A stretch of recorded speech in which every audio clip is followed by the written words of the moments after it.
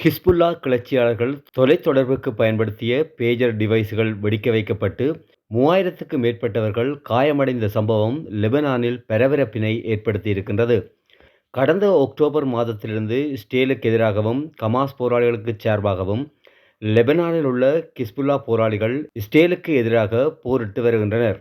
கடந்த வாரத்திலிருந்து ஹிஸ்புல்லா இயக்கம் தங்களின் தாக்குத்திறனை இஸ்ரேலுக்கு எதிராக அதிகரித்துள்ளது. இஸ்ரேல் ஹிஸ்புல்லா போராளிகளின் தொலைபேசிகளை ஒட்டுக் கேட்கின்றது என்ற அடிப்படையில் ஹிஸ்புல்லா போராளிகளின் தலைமை பீடம் ஹிஸ்புல்லா போராளிகள் தொலைபேசிகளை பயன்படுத்துவதை தடை செய்திருக்கின்றது. இதற்கு மாற்றீடாக பேஜர் என்ற குறுஞ்செய்திகளை பரிமாறும் கருவியினை பயன்படுத்துமாறு தலைமை பீடம் ஹிஸ்புல்லா போராளிகளுக்கு அறிவுறுத்தியிருக்கின்றது. இதற்காக புதிய பேஜர் கருவிகளும் ஹிஸ்புல்லா போராளிகளுக்கு வழங்கப்பட்டிருந்தது. இந்த பின்னணியில் இஸ்ரேல் அரசாங்கத்தினால் ஹிஸ்புல்லா போராளிகளின் பயன்பாட்டில் உள்ள பேஜர் கருவிகள் ஹேக் செய்யப்பட்டு இன்று வெடிக்க வைக்கப்பட்டுள்ளது.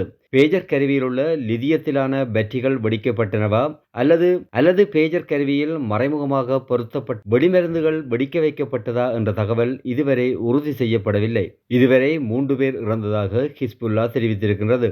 ஹிஸ்புல்லா போராளிகள் லெபனானில் உள்ள கம்யூனிகேஷன் நெட்வொர்க்கினை பயன்படுத்துவதில்லை என்றும் தங்களுக்கென்று பிரத்யேகமாக வடிவமைக்கப்பட்ட தொலைத்தொடர்பினையே அவர்கள் பயன்படுத்தி வருகின்ற நிலையில் இஸ்ரேல் அரசாங்கம் இந்த தாக்குதலினை நடாத்தியிருக்கின்றது.